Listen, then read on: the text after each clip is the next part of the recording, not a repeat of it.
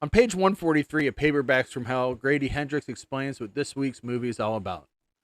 Leon and Ursula have lived together ever since their parents died in a car accident. The kids grew up thinking that their father's anatomic model, Pin, was alive, and now Leon throws his voice unconsciously, keeping Pin talking. Pin eats with them, listens to Leon's weird recitals, and when Leon and Ursula get a little too close, I'm editing that for the show, Pin likes to help. If you're a completely insane lunatic shut in, with ice waters in your veins and screaming bats inside your skulls, this would be paradise, and for Leon, it is. Pin was written by Andrew Niederman, and it's this week's movie. Welcome to B&S About Movies, and I'm Sam. Andrew Niederman has written 47 novels under his own name, but he's perhaps better known for the 68, and counting, that he's ghostwritten, because he is V.C. Andrews. He has written most of the Post Flowers in the Attic books that have her name. The movie, it was made in Canada in 1988, and it skips a lot of the ancestral elements, but trust me, it's no less strange. And it's directed by Sandor Stern, who wrote the original Amityville Horror, and was the writer and director of the Patty Duke starring Amityville, The Evil Escapes. Pin starts with Dr. Frank Linden, who's Terry O'Quinn, the stepfather forever, who's kept a human-sized, anatomically correct, slim good-body-looking medical model in his office that he's named Pin. And he uses Pin, throwing his voice to make him speak, to explain how the body works for kids without it being awkward.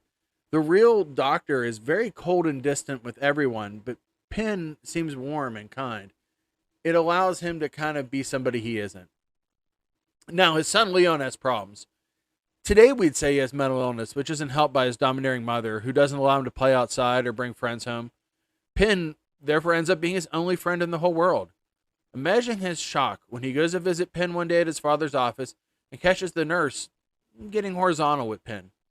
Isn't it delightful when a movie can make your jaw hit the floor 1 minute into it, and that's Pin, and it doesn't get any easier to watch. The doctor and his wife constantly feel like they could kill each other any minute. And Leon may never want to think about girls or dating or anything, but his sister can't stop thinking about it. We're going to jump ahead in time a little bit, and she's literally sleeping with most of the football team while her brother scrubs graffiti about her off a locker. He also fights anyone that says anything about her, including several boys who have lined up to have their way with her. She agrees to stop sleeping with people because she needs an abortion, an operation that her father is the only one in town could do. And he makes Leon watch while he does it, telling him that this procedure, someday he's going to do it himself. They're going to just tell mother that the little girl had cramps, which is maybe a little wild, but that's the way it goes in the world of Pin. One night, Dr. Linden and his wife leave for a speech. He forgets his notes and runs back in the office, and he finds Leon talking to Pin. He realizes that his son probably has lost his mind, so he takes Pin away. Right after that, he has a car accident caused by his speeding, or was it Pin? It's his speeding. And it kills them off. And then Leon investigates the crash. He takes Pin with him. At this point, Leon and Ursula enjoy their freedom from their mother's strict cleaning habits and menus. And other people enter their lives, like their Aunt Dorothy or Stan, Ursula's love interest. Leon and Pin really destroy anyone that gets close to this idyllic world that he's built between the two of them. Now, Pin is dressing as their father, and he has latex skin and a wig so he can appear human and not anatomically correct dummy. In the middle of all this, Leon has a date with a redhead who loves him. He panics and runs to Pin for help, then uses the frightening doll to chase the girl out of the house. Leon believes that Ursula's boyfriend Stan is only interested in their money and wants to put him away. And to be fair, they have discussed how wild he's been acting and what they should do.